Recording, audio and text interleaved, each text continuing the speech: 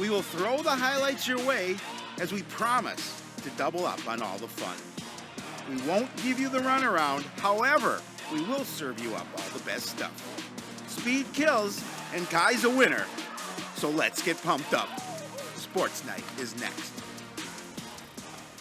Hello, everyone. Welcome to Sports Night. I'm Joe Young. And I'm Howie Shapiro. I'm always pumped up to do Sports Night. Always pumped up. And Kai looked pretty pumped up in that end of that video as well. He had a nice race, to be certain, and a nice day at the Northwest Suburban Conference Championships. We didn't have a show last week.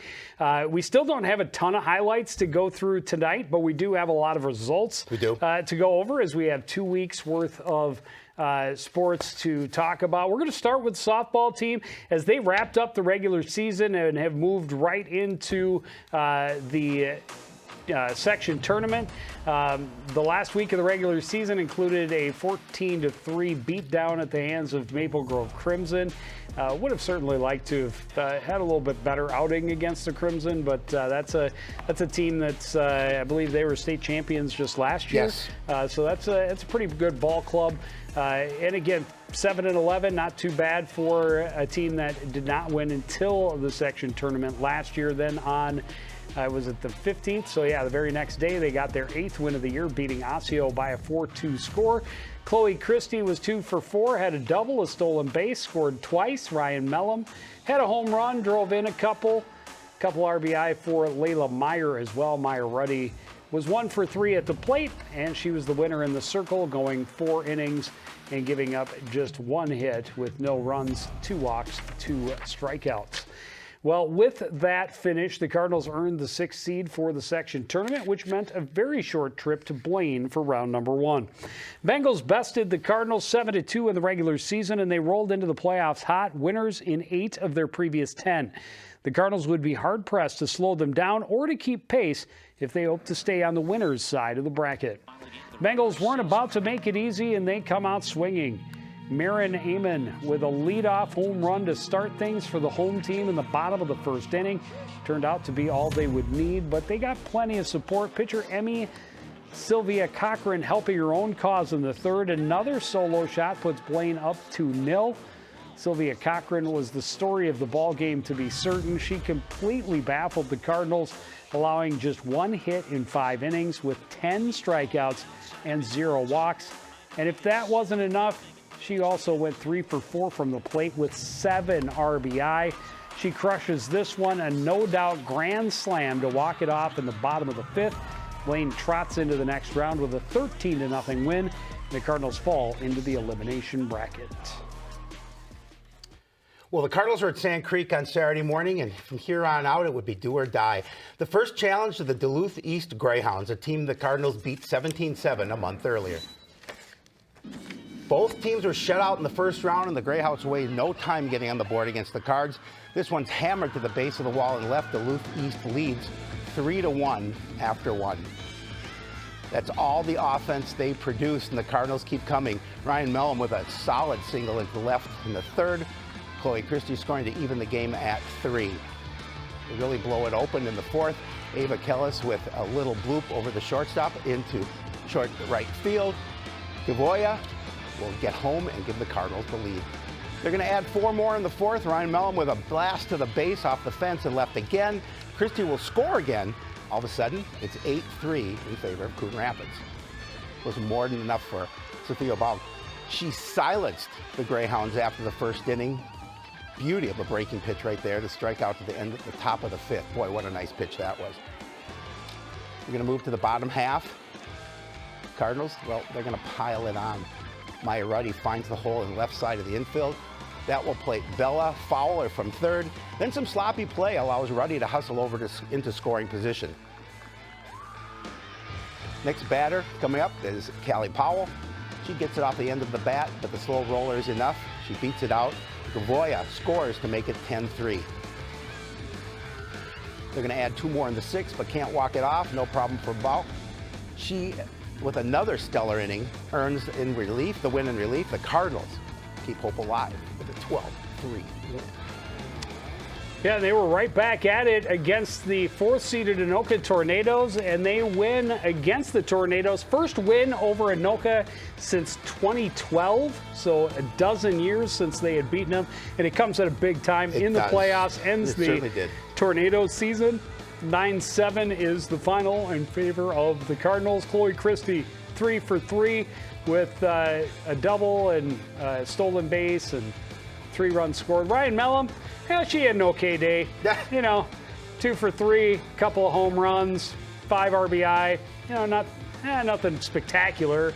Well, maybe it is spectacular. Yes. Pacey Olsen also went yard, as did Maya Ruddy. 4 home runs in the game for the Cardinals, and they just did not want their season to end on Saturday, and that got them back into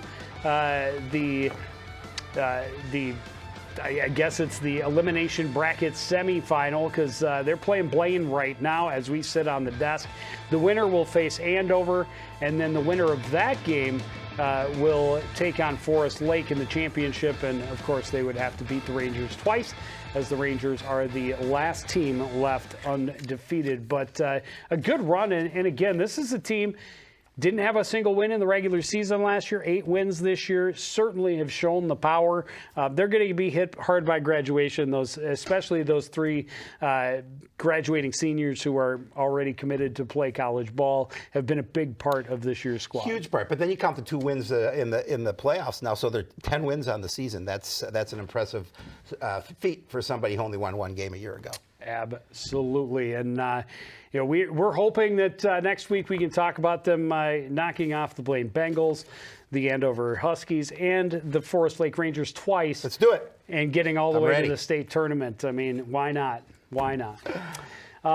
Baseball team will start its section tournament this week. They wrapped up the regular season on a hot streak. They beat Maple Grove by a 7-6 score on the 14th.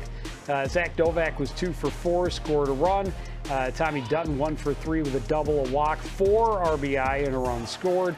Jaden Kopp 1 for 3, drove 1 in. Sammy Lee was 1 for 1 with a walk, a couple of stolen bases and a run scored. Jared Fearing got the win. 4 innings pitched, 2 hits, no runs in that one. Not surprising to see him pile on the runs against Park Center Columbia Heights Maranatha. 12-1 the final against the Pirates. Sammy Lee had the hot bat, 2 for 3 with a walk, 3 RBI. Jaden Kopp 1 for 2, but he walked twice and scored 3 times. Chell Norquist went 1 for 1, had 2 RBI and run scored. Not bad for your 1 plate appearance. Logan Ness got the win, 6 solid innings.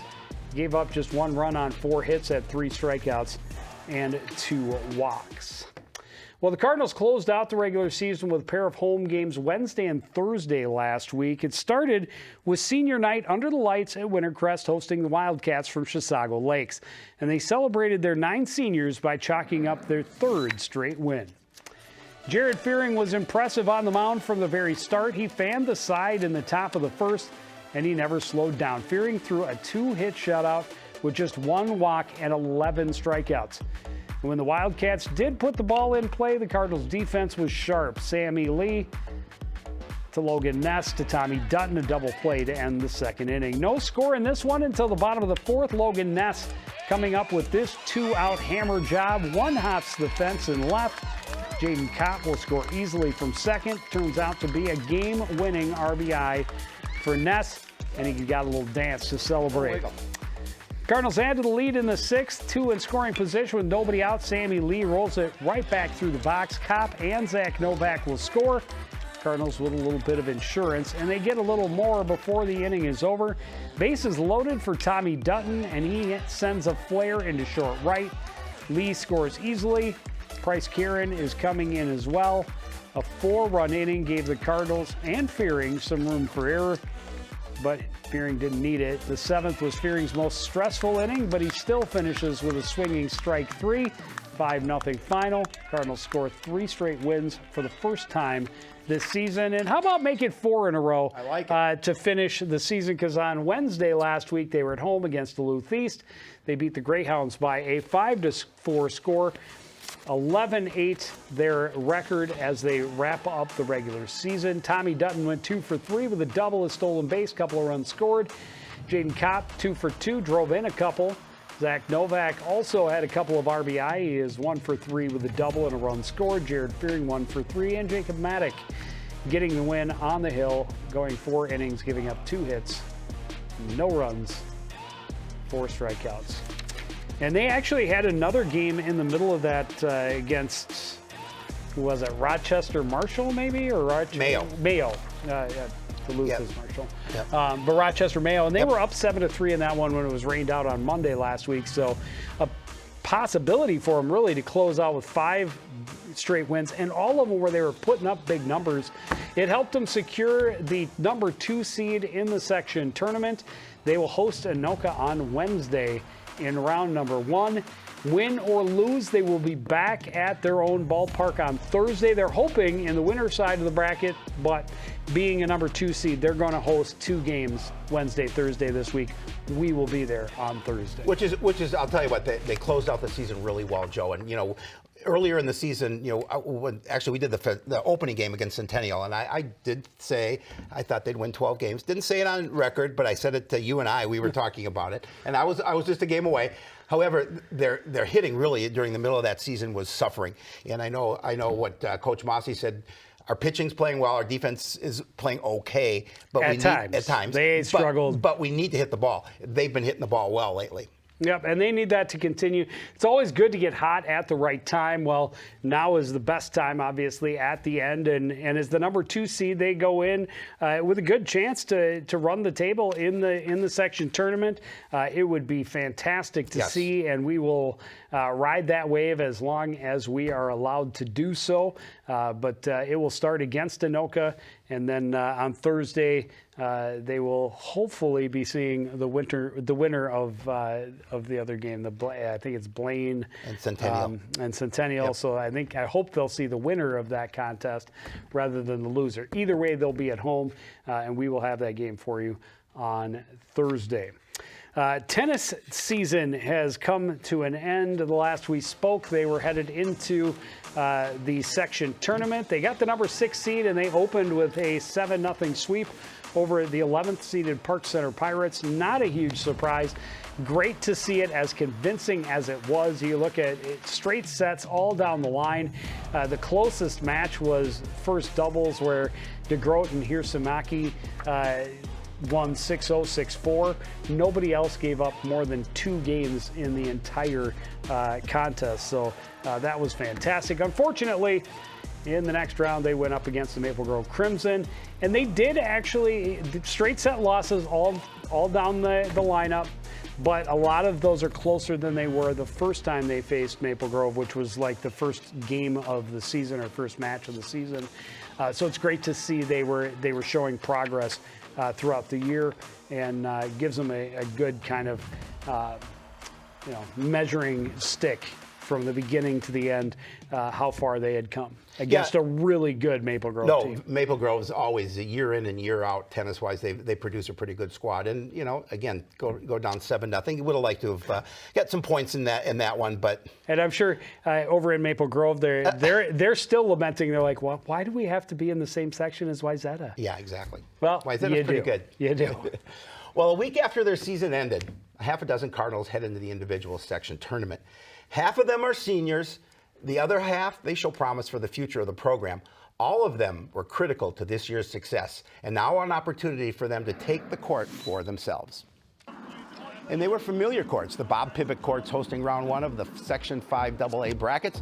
Sophomore Cooper Held was the only Cardinal to earn a ranking. As the 10th seed, he drew 7th seeded Eli Olson of Rogers. Cooper won the first set 6-4, but lost 1-6, 4-6. His brother Ryder Held is the other Cardinal players in single.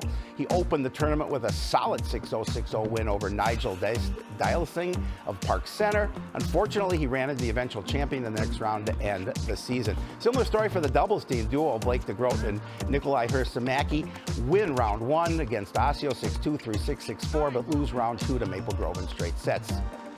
Senior Will Wagner and junior Austin Hacker played mostly singles all season, but they team up for sections. They dominate the opening round 6-1, 6-0 against Delano, but lose to Champlain Park in the second. Still a solid showing from the team that wasn't expected to really do much this season, Joe. Yeah, and there's another look at it. Just, Cooper held, technically it's a round 2 loss because he had the bye in round 1 as the number 10 seed, but lost to a higher seed. And Ryder held, really convincing victory, 6-0, 6-0, but then a 6-1, 6-0 loss.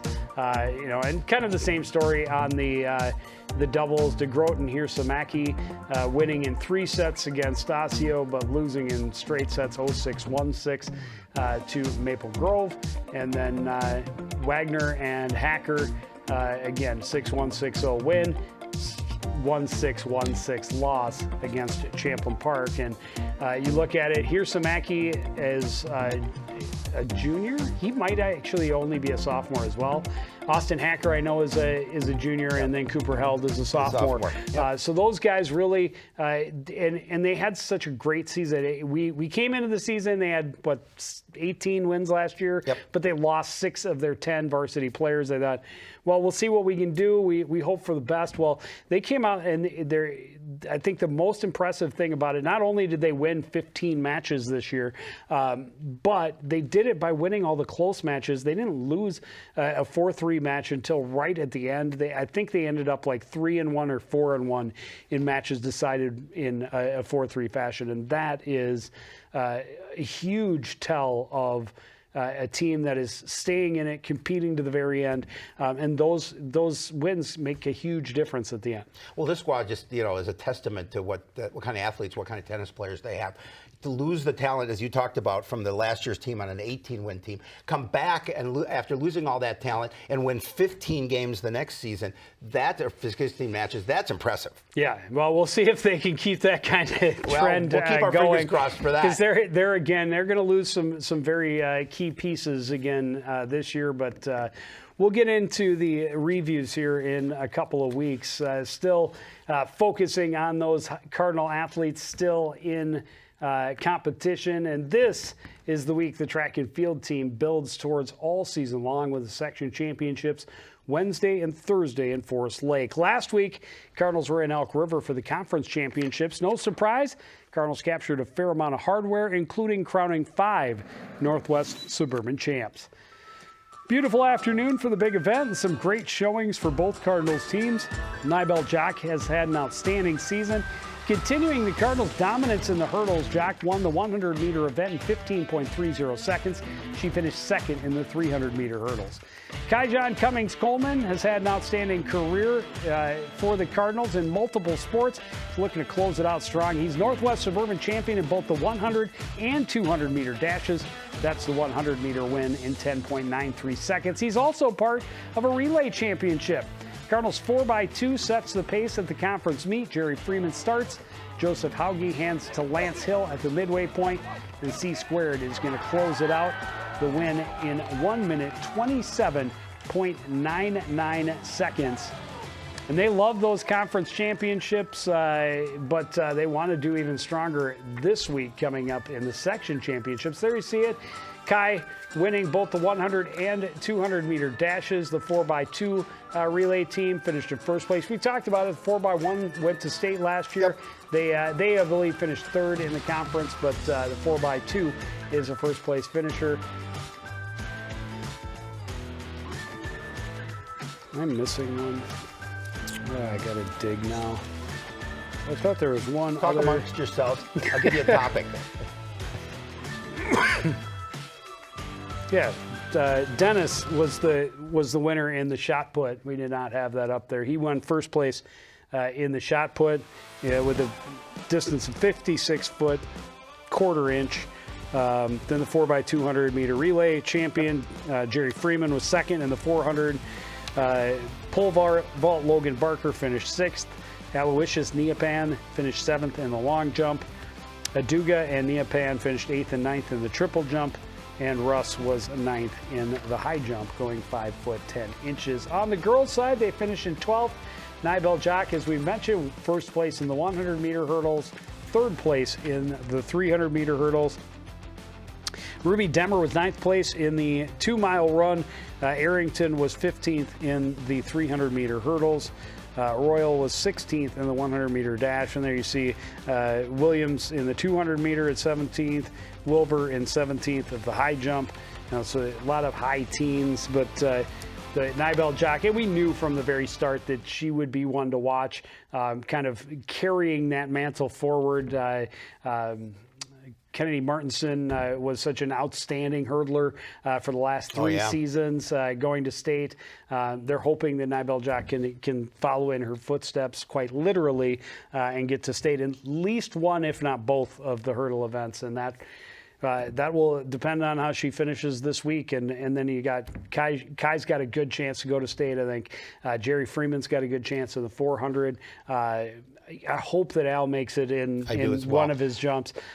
Such a great kid and a great athlete. Really want to see him get to state as well. I mean, you look at the athletes on both the boys and the girls. There's so many good athletes and good hopes to continue on after sections. So we'll keep our fingers crossed for them for sure, because they've got a really good opportunity to go to state. And another great success story, both of those teams, because of the numbers. We've talked all season long with so many teams that are really struggling to get kids out for their teams, the cross-country teams, the swimming teams, the skiing teams, a lot of programs. Gymnastics, we've talked about it, has just barely made enough. I had to go out and recruit to get enough to field the team the last couple of seasons. So to see the track teams not only swell in numbers to really mean that there's going to be a lot of bodies there, and that's going to typically lead to a lot of solid athletes, but then to see those top athletes having the kind of success they are as well. Phenomenal. Boys golf, both golf teams actually competing in the section tournament day one earlier today. Boys finished out the regular season, Northwest Suburban Conference at Loggers Trail. It's their worst finish in a conference event, finishing in 13th place with a 342. Noah Law was the low scorer with an 80 for the day. Rowan Bresnahan and Jackson Barsness tied with 86. Tyler had 90. And then Lechner, just an 8th grader, but making varsity lineup at the end of the season, finished with a 92 at Loggers Trail. Anderson into the clubhouse with a 95. Then it was the Northwest Suburban Conference Championship.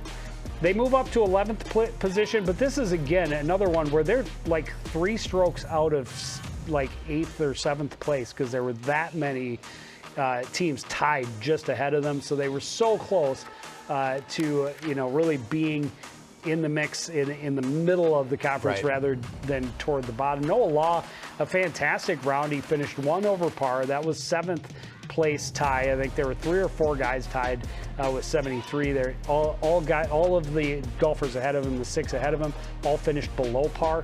No one scratched the course.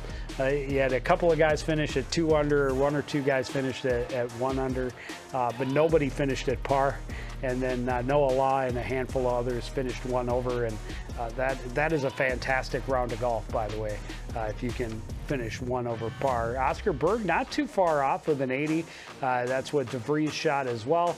Andrew Clark shot an 85, as did Lechner, the 8th grader. Tyler Barsness is the 6th golfer with a 90. And all of the scores weren't quite in yet. I did get a text just as we sat down from Coach Tom Bruggers. He said that Noah Law won in a playoff to earn an opportunity to play day 2 of the section tournament. That's phenomenal. They did get 1 guy into round 2. I'm not a golfer, obviously, but well, maybe it's not so obvious, but I'm not a golfer. However, I know how difficult it is to score in the 70s. I mean, from everybody I talk to who golf on a regular basis, you're scoring in the 70s, especially at a 73.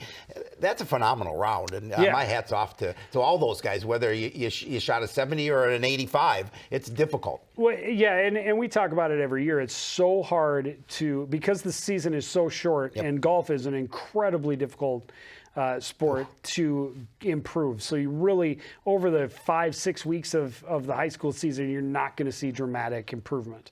The improvement happens from now until next season. But it's always been, in this conference and this section, you're going to have teams that have 2 or 3 guys that are routinely shooting in the mid-70s, if not better than par. So you've got some, in order to be truly competitive as a team, you need at least 2 guys are going to finish in the 70s every week and 2 more that are going to finish in the low 80s at the highest. For the Cardinal program, if they can get 4 guys finishing in the 80s, that's going to put them kind of where they were this year, where they were making that move up from that 11, 12, 13 position to a lot of times they were in that 7 to 9 position. It was a much more comfortable position to be in the conference.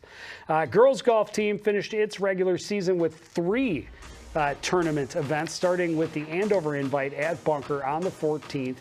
They finished in 17th place out of, I think, 20 or 22 teams. Allie Hill had the low round with a 101. Lily McKenzie not far behind with a 103. Sophia Meyer was a 108, and Anna Kelly shot a 110. Semensky and Davis in the 114 and 121. And then they were at the Legacy Christian Academy Invite. That, I believe, I can't remember where they played that one, but the important part is they finished in 8th place out of like 10 or 12. Again, not at the bottom, but playing relatively well. Lily McKenzie shooting the low round with a 101. Hill right behind her with a 104. Kelly shot a 111.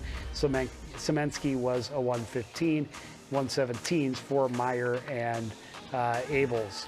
Then it was the Northwest Suburban Conference Championship. Remember, the girls are used to playing 9-hole match play, and so now they're playing 14, 18. It can be very different. Semensky had the low round with a 107, McKenzie a 110, Meyer a 111, Hill a 113, as was Abels, and Davis shot a 126. They were also their section tournament actually at North Fork this morning. We will have results of that next week on Sports Night. Both lacrosse teams starting their section tournaments tonight as well. The boys team finishing their regular season strong. They beat Simley by a 12-5 score. Nolan Hazelwood had 4 goals. Burke had 3 goals and an assist. Brown had a goal and an assist as well. 1 goal each for Herzog. Scramstead, Quist, and Sudebek. I'm not sure what happened there, but Tommy also played goal. I think he played goal in the first half and then played out in the second half. He got himself a goal. So I love it. Good for him. I love it. Then they slipped past Elk River Zimmerman. A little bit tougher competition, but they win 11-10. Nolan Hazelwood put up 5 goals. Tranby had 3. Herzog and Brown each chipped in with 1, and Scramstead made 16 saves to get the win. They finished the regular season at 5-7. They had, they had one more game. They crushed Osseo Park Center 17-3. Finished 1 game below 500, and there you see it's 7 points in the game for Nolan Hazelwood. Tranby had 6 with 4 goals and 2 assists. They're going to need those 2 to continue to score that way if they hope to make a run deep into the playoffs. They are number 10 seed. They are at Blaine this evening, taking on the Bengals, trying to pull off the upset and book their trip for Duluth in round number 2. Duluth, the number 2 seed, awaits the winner. Girls lacrosse team was really hoping they could get that win before the playoffs. They were unable to do so. They lose to the Blaine Bengals 13-6. 2 goals for Annette Abbott, 2 more for Ashley Flynn. 1 goal each for Wigan and Bournes. Fall to 0-12, and then they finish it out with a 21-5 loss at the hands of Armstrong Cooper.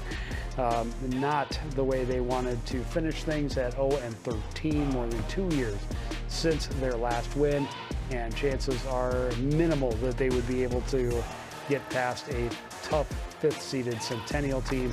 They also would be able to, if they would be able to overcome a huge 12 versus 5 matchup, they too would head to Duluth for round number 2. Well, I just got an update earlier before just when we went on. They were down 7-3 at the break. Bill Hupp, our friend, a CTN friend who does games with us, he's doing the game for North Metro tonight. So hopefully a big second half. Well, 7-3. That's still they're right in that. You bet. They're right in that. They're so and.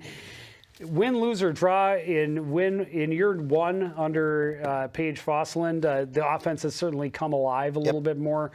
They really struggled offensively last year. They've been able to score a little bit better this year, just unfortunately unable to get over the hump and get any wins. So we are headed into the playoffs, baseball playoffs on Thursday. It'll be round 2. We're hoping it's the winner's bracket. That's going to do it for this edition of Sportsnight. I want to thank everybody for joining us and continuing to support everything we do here at CTN. For the entire crew, including Howie Shapiro, I'm Joe Young saying good night.